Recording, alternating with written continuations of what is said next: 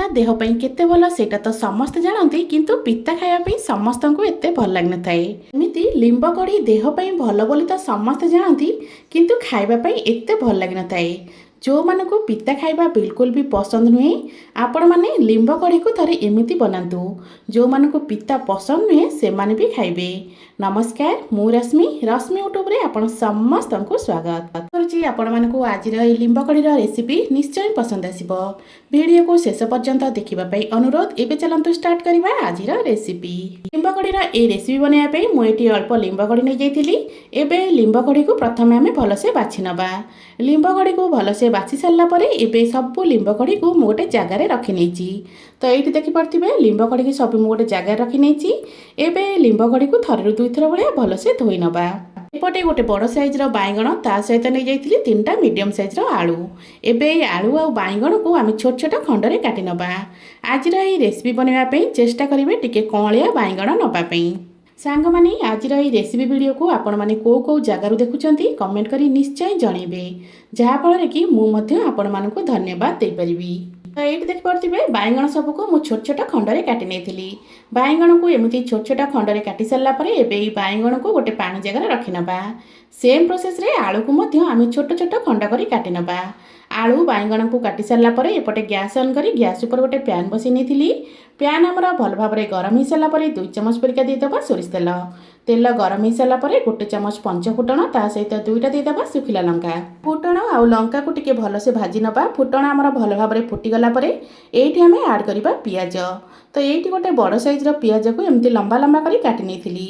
ଏଇଠି ପିଆଜକୁ ଦେଇ ସାରିଲା ପରେ ପିଆଜକୁ ହାଲକା ଗୋଲ୍ଡେନ୍ କଲର୍ ହେବା ପର୍ଯ୍ୟନ୍ତ ଆମେ ଭାଜି ନେବା। ପିଆଜକୁ ପୁରା ବ୍ରାଉନ୍ କଲର୍ କରି ଭାଜିବେନି, ଗୋଲ୍ଡେନ୍ କଲର୍ କରି ଭାଜି ନେବେ। ପିଆଜକୁ ଭାଜିବା ସମୟରେ ଗ୍ୟାସ୍ର ଫ୍ଲେମ୍ ମୋର ଏଠି ହାଇ ଅଛି। ହାଇ ଫ୍ଲେମ୍ରେ ପାଖାପାଖି 1ରୁ 2 ମିନିଟ୍ ଭାଜିଲା ପରେ ତ ଏଇଠି ଦେଖିପାରୁଥିବେ ପିଆଜର କଲର୍ ଏଠି ଧୀରେ ଧୀରେ ଚେଞ୍ଜ ହେବାକୁ ଲାଗିଲାଣି। ପିଆଜର କଲର୍ ଏମିତି ଚେଞ୍ଜ ହୋଇସାରିଲା ପରେ ଆମେ ଏଠି ଆଡ଼୍ କରିବା କଞ୍ଚା ଲଙ୍କା। ତ ଆପଣମାନେ ଯେତିକି ରାଗ ଖାଇବେ ସେହି ହିସାବରେ କଞ୍ଚା ଲଙ୍କାକୁ କମ୍ ଅଧିକ କରି ଦେବେ। ତ ମୁଁ ଏଠି 3ଟା କଞ୍ଚା ଲଙ୍କାକୁ ଛୋଟ ଛୋଟ ଖଣ୍ଡରେ କାଟି ନେଇଥିଲି। କଞ୍ଚା ଲଙ୍କାକୁ ଦେଇ ସାରିଲା ପରେ କାଟିକି ରଖିଥିବା ଆଳୁକୁ ଦେଇଦେବା। ଯେହେତୁ ଆଳୁ ସିଝିବା ପାଇଁ ଟିକେ ଅଧିକ ସମୟ ଲାଗିଥାଏ, ସେଥିପାଇଁ ମୁଁ ଏଠି ପ୍ରଥମେ ଆଳୁକୁ ଦେଇଦେଉଛି। ଆଳୁକୁ ଦେଇ ସାରିଲା ପରେ ଆଳୁକୁ ଏଇ ପିଆଜ ଆଉ ଲଙ୍କା ସହିତ ଟିକେ ଆମେ ଏପଟ ସେପଟ କରି ଗୋଳେଇ ନେବା। ତାପରେ ଆକୁ ଆମେ କଭର୍ କରିନେବା। କଭର୍ କରିକି 2ରୁ 3 ମିନିଟ୍ ପାଇଁ ଛାଡ଼ିବା। 2-3 ମିନିଟ୍ରେ ଆଳୁ ପାଖାପାଖି 20ରୁ 30% ଭଳିଆ ସିଝିଯିବ। ଯେହେତୁ ଏଇଟା ନୂଆ ଆଳୁ ଅଛି ତ ଏଇଟା ଜଲ୍ଦି ସିଝିଯିବ। ତ ଏବେ ଚାଲନ୍ତୁ ଆକୁ ମୁଁ କଭର୍ କରିନେଉଛି। କଭର୍ କରି 2-3 ମିନିଟ୍ ପାଇଁ ଆମେ ଛାଡ଼ିବା। 2ରୁ 3 ମିନିଟ୍ ପରେ ଏଇଠି ମୁଁ କଭର୍ କାଢ଼ି ନେଉଛି। ତ ଏଇଠି ଦେଖିପାରୁଥିବେ ଆଳୁ ପାଖାପାଖି 20ରୁ 30% ଭଳିଆ ତ ସିଝିଗଲାଣି। ଏବେ ଆମେ କ'ଣ କରିବା ନା କାଟିକି ରଖିଥିବା ବାଇଗଣକୁ ଏଇଠି ଆଡ଼୍ କରିଦେବା। এই ଜାଗାରେ ଗ୍ୟାସ୍ର ଫ୍ଲେମ୍ ଆମର ଲୋରେ ହିଁ ଅଛି। ତ ଏବେ ଆମେ ବାଇଗଣକୁ ଦେଇ ସାରିଲା ପରେ ସ୍ୱାଦ ମୁତାବକ ଦେଇଦେବା ଲୁଣ, ତା ସହିତ ଦେଇଦେବା 1/2 ଚାମଚ ପରିକା ହଳଦୀ ଗୁଣ୍ଡ। ଲୁଣ ଆଉ ହଳଦୀ ଗୁଣ୍ଡ ଦେଇ ସାରିଲା ପରେ ସବୁ ଜିନିଷକୁ ଭଲ ଭାବରେ ଟିକେ ଆମେ ଗୋଳେଇ ନେବା। ସବୁ ଜିନିଷକୁ ଭଲସେ ଗୋଳେଇ ସାରିଲା ପରେ ପୁଣି ୟାକୁ ଆମେ କଭର୍ କରିକି ଆଉ 2-4 ମିନିଟ୍ ପାଇଁ ସିଝେଇବା। ଏଠି ମୁଁ କହି ରଖୁଛି, ଯଦି ଆପଣମାନଙ୍କୁ ଆଜିର ଏହି ରେସିପି ଭିଡ଼ିଓ ଭଲ ଲାଗେ ଭିଡ଼ିଓକୁ ଲାଇକ୍ କରିବେ, ସେୟାର କରିବେ। ଯଦି ଆପଣମାନେ ମୋ ଚ୍ୟାନେଲରେ ନୂଆ ଅଛନ୍ତି ତାହେଲେ ପ୍ଲିଜ୍ ଚ୍ୟାନେଲକୁ ସବସ୍କ୍ରାଇବ୍ ନିଶ୍ଚୟ କରିନେବେ। ତ ଏଇଠି ଦେଖିପାରୁଥିବେ ସବୁ ଜିନିଷକୁ ମୁଁ ଭଲସେ ମିଶାଇ ସାରିଲିଣି। ସବୁ ଜିନିଷକୁ ଏମିତି ମିଶାଇ ସାରିଲା ପରେ ଏବେ ଆକୁ ଆମେ କଭର୍ କରିକି 3ରୁ 4 ମିନିଟ୍ ପାଇଁ ଛାଡ଼ିଦେବା। 3-4 ମିନିଟ୍ ପରେ ଆଳୁ ଆଉ ବାଇଗଣ ପାଖାପାଖି ଆମର 60ରୁ 70% ଭଳିଆ ସିଝିଯାଇଛି। ତ ଏଇଠି ଦେଖିପାରୁଥିବେ ଆଳୁ ବାଇଗଣ ପାଖାପାଖି 60ରୁ 70% ଭଳିଆ ସିଝିଯାଇଛି। ଏବେ ଆକୁ ଆମେ ଟିକେ ଏପଟ ସେପଟ କରିନେବା। ତାପରେ ଯେଉଁ ଲିମ୍ବ କଢ଼ିକୁ ଆମେ ଧୋଇକି ରଖିଥିଲେ ନା, ଏବେ ସେଇ ଲିମ୍ବ କଢ଼ିକୁ ଏଠି ଦେଇଦେବା। ତ ସବୁଯାକ ଲିମ୍ବ କଢ଼ିକୁ ଦେଇଦେଉଛି ଏଠି ମୁଁ। ଲିମ୍ବ କଢ଼ିକୁ ଦେଇ ସାରିଲା ପରେ ଆକୁ ପୁଣି ଥରେ ମୁଁ ଭଲସେ ମିଶାଇ ନେବି। ସାଙ୍ଗମାନେ ଆଜିର ଏହି ଆଳୁ ବାଇଗଣ ଦିଆ ଲିମ୍ବ କଢ଼ି ଭଜା ସହିତ ପଖାଳ ଭାତ ଖାଇବା ପାଇଁ ବଢ଼ିଆ ଲାଗିଥାଏ। ଆପଣମାନେ ତ ଲିମ୍ବ କଢ଼ର ବିଭିନ୍ନ ପ୍ରକାର ରେସିପି ବନାଉଥିବେ। ଥରେ ଆପଣମାନେ ଏହି ଆଳୁ ବାଇଗଣ ଦିଆ ଲିମ୍ବ କଢ଼ିର ରେସିପିକୁ ନିହାତି ଟ୍ରାଏ କରନ୍ତୁ।